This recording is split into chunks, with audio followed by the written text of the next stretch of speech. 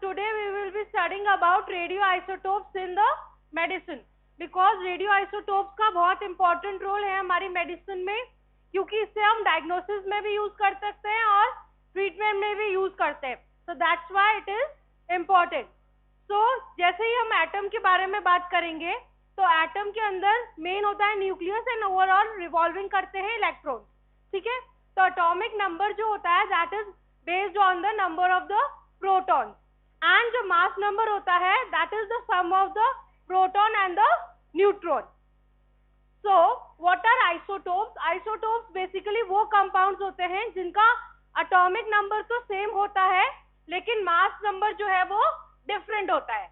जैसे कि आपका example दे रखा है यहाँ पे, दो isotopes of carbon, इनका atomic number same है, लेकिन difference in the neutron के basis पर इनका mass number different है. So they are isotopes, means atomic number same है लेकिन mass number different है.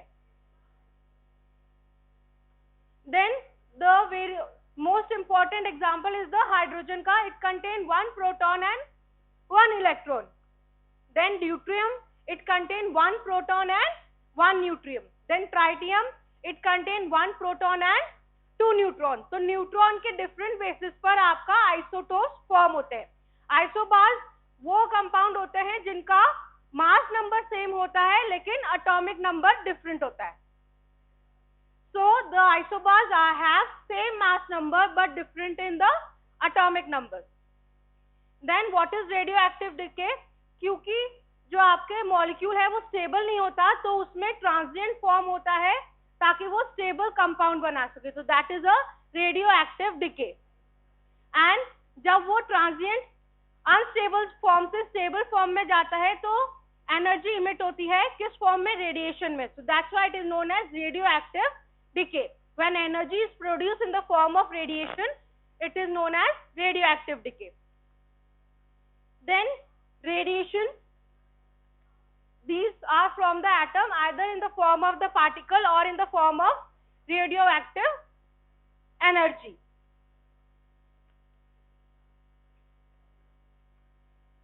Then mostly common radioactive agent हमारे बॉडी में alpha, beta and gamma rays होते हैं.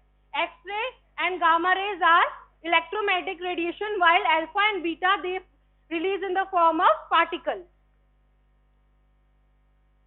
Then radioactive decay, I already explained you, there is a spontaneous change in the nucleus in the form of loss of mass and energy is released in the form of radiation. Then alpha radiation क्या होता है? When the elements have high mass, so they release helium, means जो alpha particles होता है, it contain 2 proton and 2 neutron. So if the helium is released, it is known as alpha decay. So आपका जो atom है उसका mass number जो है वो 2 ऐड होगा एंड 4 डिक्रीज होगा एंड एटॉमिक नंबर आपका 2 डिक्रीज होगा. So alpha particle is means the substance which contain 2 proton and 2 neutron. ये बेसिकली हैवी मेटल्स में होता है जो कि अनस्टेबल होते हैं. एग्जाम्पल है आपका रेडियम, जो कि किस में कन्वर्ट हो रहा है? रेडॉन, एंड हीलियम रिलीज हो रहा है. Helium is a alpha particle. So आपका एटॉमिक नंबर 2 कम हो रहा है, मास नंबर आपका 4 कम हो रहा है. ठीक है. So the alpha particle is helium. ठीक है. सो अल्फा पार्टिकल्स, क्योंकि इसका मास बहुत ज्यादा होता है, जो पार्टिकल रिलीज होता है इसका मास जो है वो +4 यूनिट होता है, तो ये मैक्सिमम डैमेज करता है टिश्यू में. That's why alpha radiations are not used in clinical practice. और ये ज्यादा फार तक नहीं जा सकते, तो with the help of the paper we can inhibit it damage. So जैसे कि रेडियन यूज होता है एज इन द निडल, तो रेडॉन की जो निडल होती है उस पे वो पेपर से कवर होती है ताकि वो लोकल डैमेज प्रोड्यूस ना कर सके. Then beta decay means beta में आपका जो इलेक्ट्रॉन होता है वो रिलीज होता है. अल्फा में एक पार्टिकल रिलीज होगा जिसमें 2 प्रोटॉन एंड 2 न्यूट्रॉन होंगे, एंड बीटा डिके में इलेक्ट्रॉन रिलीज होता है. तो जब इसमें एक न्यूट्रॉन ब्रेक डाउन होता है तो एक प्रोटॉन, एक न्यूट्रॉन एंड एक इलेक्ट्रॉन फॉर्म होता है। क्योंकि जो न्यूट्रॉन है वो प्रोटॉन में कन्वर्ट हो रहा है, सो दैट्स व्हाई उसका एटॉमिक नंबर तो सेम होता है लेकिन मास नंबर डिफरेंट होता है।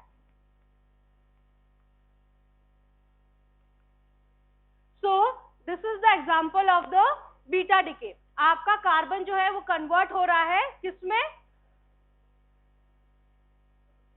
कार्बन आपका नाइट्रोजन में कन्वर्ट हो रहा है। आपका एटॉमिक मास सेम है क्योंकि प्रोटॉन ब्रेकडाउन होके किसमें न्यूट्रॉन ब्रेकडाउन होके किसमें कन्वर्ट हो रहा है? Proton. So that's why the mass is same but there is a change in the atomic number. ठीक है, एंड एक इलेक्ट्रॉन रिलीज हो रहा है और एक न्यूट्रॉन रिलीज हो रहा है। So the electron that is release is the beta particle. ठीक है, so the neutron is converted into the proton and they form a negative charge particle, and then gamma जब अल्फा एंड बीटा डीके होते हैं तो आपका जो molecule होता है वो लोअर एनर्जी से हाई एनर्जी में शिफ्ट हो जाता है। तो जब वो हायर कंपाउंड से लोअर कंपाउंड में आएगा तो वो एक ट्रांजिशन रिलीज करता है जिसको हम बीटा रेडिएशन कहते हैं। ठीक है, so gamma radiation these are in the form of electromagnetic radiation। so इसका ना तो कोई चार्ज होता है और ना कोई मास होता है, लेकिन इसकी जो पेनिट्रेशन पावर होती है वो मैक्सिमम होती है। And gamma radiation are use in the cancer treatment. So example है आयोडीन जो है वो आपका किसमें कन्वर्ट हो रहा है? बीटा डिके के थ्रू ज़ेनॉन में। फिर उसके बाद आपका बीटा इमिशन यानी एक इलेक्ट्रॉन रिलीज हुआ, उसको स्टेबल करने के लिए आपका स्टेबल ज़ेनॉन में कन्वर्ट होगा एंड आपका गामा रेडिएशन रिलीज होंगे। ठीक है, तो जो गामा रेडिएशन होते हैं वो अल्फा या बीटा डीके के बाद में प्रोड्यूस होते हैं to form a stable compound. So these are the difference between alpha, beta and gamma. Alpha में क्या होता है? दो प्रोटॉन एंड दो न्यूट्रॉन प्रोड्यूस हो रहे हैं। मास उसका 4 रहता है पार्टिकल का एंड चार्ज उसमें +2 रहता है। बिकॉज क्योंकि ये ज्यादा इंक्रीज है मास में तो उसका नंबर ऑफ आयन ज्यादा प्रोड्यूस होते हैं और ये ज्यादा डैमेज करता है। That's why it is hazardous and we don't use alpha radiation. Then beta radiation it form in the form of electron. तो इसमें मास नेग्लिजिबल रहता है लेकिन इसमें चार्ज प्रेजेंट होता है। So it is use in the diagnosis and research purposes. And जो gamma radiation होते हैं these are in the form of electromagnetic waves. इनका कोई मास नहीं होता, कोई चार्ज नहीं होता, लेकिन इनकी पेनिट्रेशन पावर सबसे ज्यादा होती है। That's why we use lead to inhibit its effect and the gamma radiation are use in the diagnosis as well as in treatment process. Then radio active decay, क्योंकि ये पार्टिकल है तो particular time में ये इसका जो action है वो डिक्रीज हो जाता है। सो हाफ टाइम मीन्स कितने टाइम में जो पार्टिकल है वो अपनी वैल्यू का हाफ हो जाएगा। So that is a half life of the isotopes, means the time which is required to make the activity half of the initial value. So that is a radio active decay and half life. एक particular time में इनकी activity decrease होती चली जाती है। Then these are the unit for the radioactivity, Becquerel, Curie and absorption की unit देखने के लिए ग्रे यूज होता है, मतलब कितनी एनर्जी आपकी एब्जॉर्ब हुई।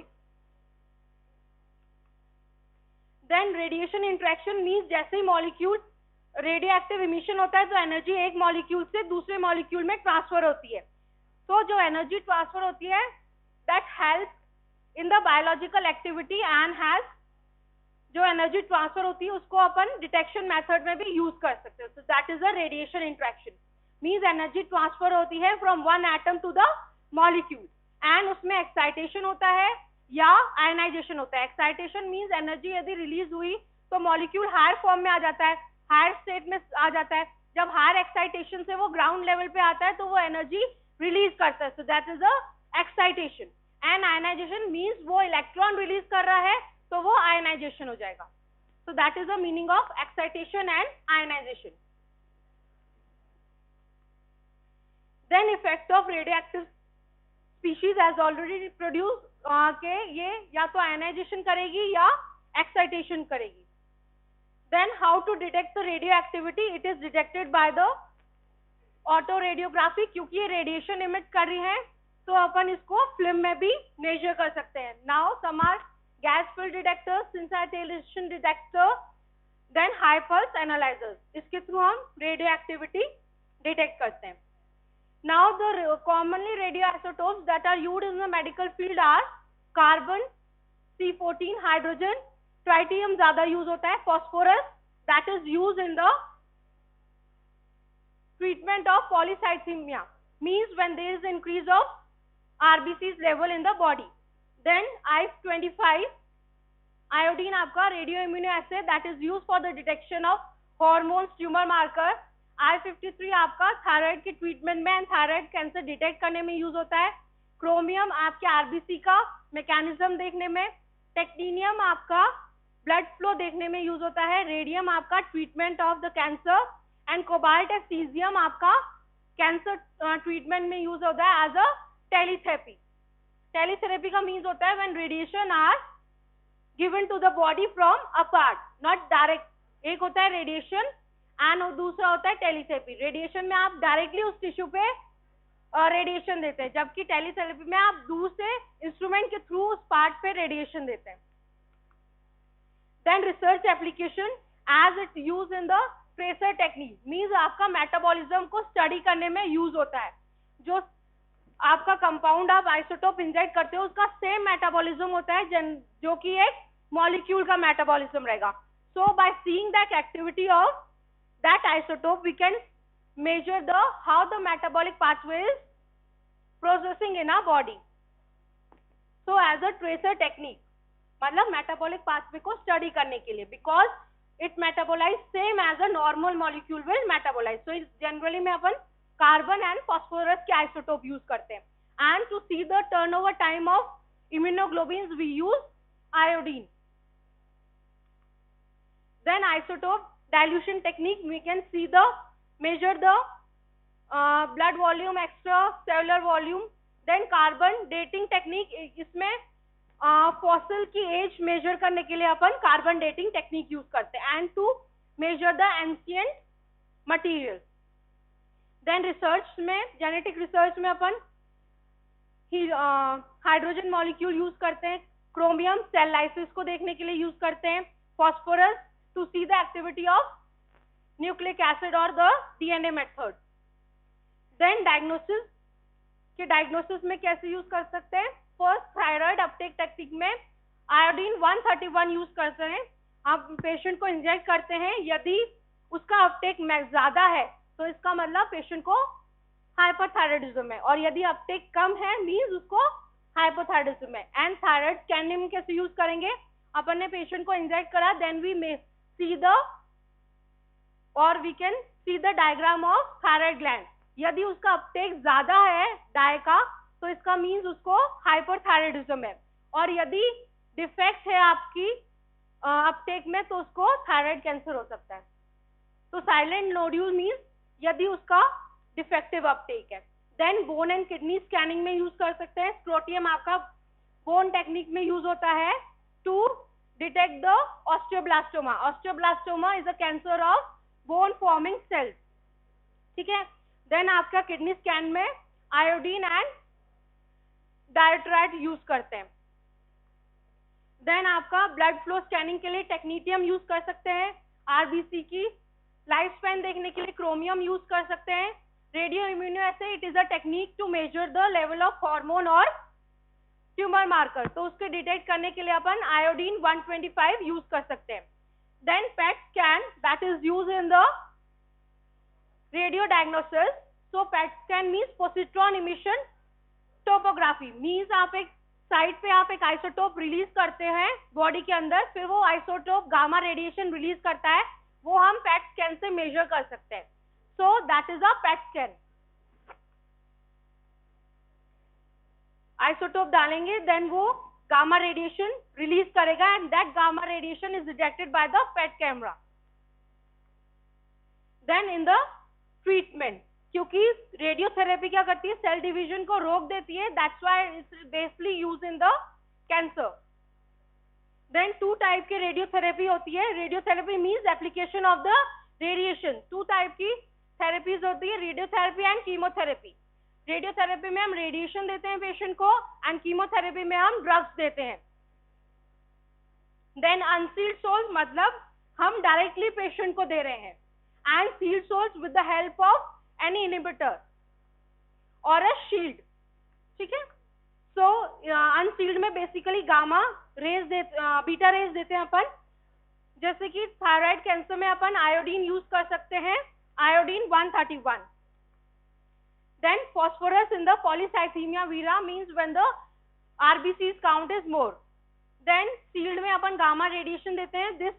इन दिस रेडियोएक्टिव मटेरियल को हम प्लेटिनम से कवर करते हैं, ताकि क्या है, टिश्यू, अदर टिश्यू डैमेज नहीं हो जो नॉर्मल टिश्यू है।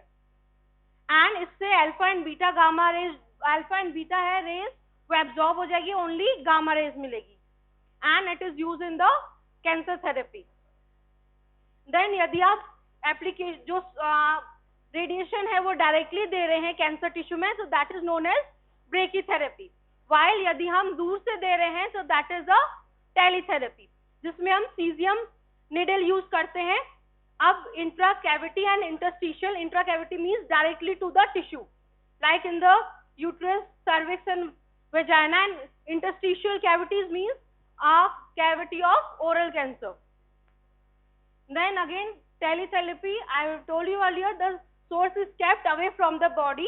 In this, previously we are giving only X-rays, but nowadays we are giving patient gamma rays in a form of cobalt and cesium. Cobalt and cesium as a isotope use करते हैं. Then it is a type of teletherapy, linear accelerator. In this, cesium is used, high energy is produced directly to the, high energy देते हैं patient को in a form of electromagnetic radiation. So इसका क्या होता है, radiation hazard जो है वो minimum होता है. So that is the diagram of teletherapy, and this is the advanced, that is linear accelerators. Then radio sensitivity means कुछ आपके cells जो होते हैं they act to the radiation, बाकी कुछ जो होते हैं जो कि आपके radiation पे react नहीं करते, जैसे कि osteosarcoma and malignant melanoma, इसमें रेडिएशन का कोई इफेक्ट नहीं होता, बिकॉज ये टिश्यू जो है वो they do not respond to the radiation therapy. Then radio sensitivity like Hodgkin's lymphoma, neuroblastoma, these are types of a cancer. And moderately sensitivity are oral cancer, breast cancer, lungs cancer. Then fractional dose means हम directly patient को सारी dose एक साथ नहीं दे सकते. According to the cancer and the stage of cancer हम decide करते हैं कि पेशेंट को कितनी डोज देनी है, फिर एक टाइम में कितनी डोज देनी है, कब कब डोज देनी है. So that is a fraction of dose. ठीक है, एक बार में हम 15 to 20 रेडार ही दे सकते हैं, और उन दोनों के बीच में 15 से 25 से 30 दिन का गैप होना चाहिए. तो एक साथ में हम सारे रेडिएशन नहीं देते, हम डोज डिवाइड करते हैं कितने टाइम में देनी है और कितनी डोज देनी है. ठीक है, so this is how the dose are divided. Dose जो है आपकी रैड्स के फॉर्म में होती है, एक साथ आप ज्यादा डोज नहीं दे सकते, और हर डोज के बीच में 25 से 30 दिन का गैप होना चाहिए. एंड एक डोज से कितने टिश्यू किल हैं ये आपका नेक्स्ट में गिवन है. Then effect of radiation on cancer cells, एक होता है डायरेक्ट इफेक्ट और होता है indirect effect. Direct effect means directly वो डैमेज कर रही है डीएनए को एंड उसका माइटोसिस रोक रही है, तो आगे वो सेल डिवीजन नहीं हो रहा. इनडायरेक्टली यानी वो ब्लड के थ्रू एक्ट कर रही है, एंड उस आपके टिश्यू को प्रॉपरली ब्लड सप्लाई नहीं मिलेगी तो वो डेड हो जाएगा. So that is a direct and indirect effect. ठीक है, तो ब्लड नहीं मिलेगा, देन पेशेंट सेल्स का नेक्रोसिस हो जाएगा, एंड देन सेल डेथ हो जाएगी. Cell necrosis you will read in pathology. Necrosis मतलब होता है कि उसमें ब्लड सप्लाई प्रॉपर नहीं मिलती तो टिश्यू डाई होने लग जाता है. So that is a necrosis.